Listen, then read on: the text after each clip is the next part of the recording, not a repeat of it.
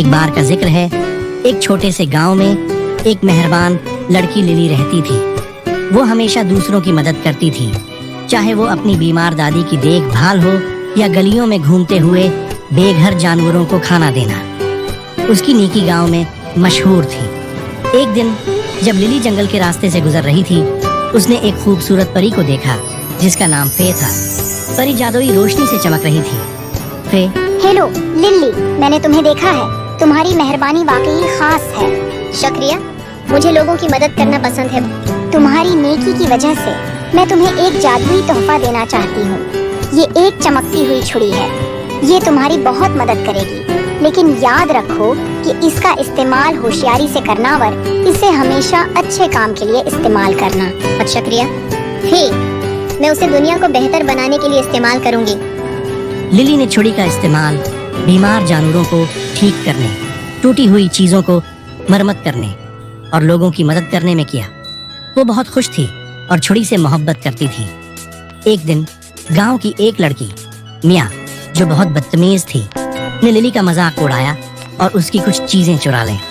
للی کو دکھ ہوا اور غصہ آیا۔ میاں ہمیشہ میرے ساتھ ایسا کیوں کرتی ہے؟ میں نے سب کو بہت مہربانی دی ہے۔ للی نے فیصلہ کیا کہ وہ چھڑی کا استعمال میاں سے انتقام لینے کے لیے کرے گی۔ اس نے چھڑی لہرا کر میاں کے پسندیدہ کھلونے کو غائب کر دیا۔ میاں: میرے کھلونے کہاں گئے؟ میں اسے کہیں نہیں ڈھونڈ پا رہی۔ میاں بہت پریشان تھی اور للی نے ایک طرف افسوس محسوس کیا لیکن دوسری طرف خوشی محسوس کی۔ رات کو جب وہ دوبارہ چھڑی کا استعمال کرنے والی تھی، یہ اچانک اپنی چمک کھو گئی اور غائب ہو گئی۔ او نہیں، چھڑی چلی گئی ہے، یہ کیا ہوا؟ للی نے سمجھا کہ چھڑی غائب ہو گئی ہے کیونکہ اس نے انتقام لینے کے لیے اس کا استعمال کیا تھا۔ اگلے دن للی فے کے پاس گئی، اداس اور پچھتاتے ہوئے۔ للی، چھڑی تمہاری مدد کرنے کے لیے تھی، نہ کہ نقصان پہنچانے کے لیے۔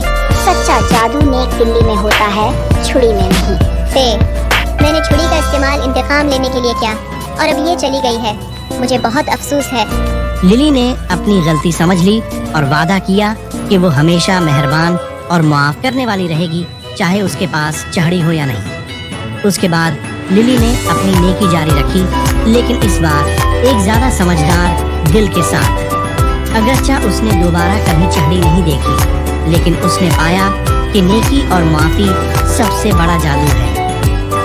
اخلاقی سچا جادو نیکی اور معاف کر دینے میں ہوتا ہے، انتقام لینے میں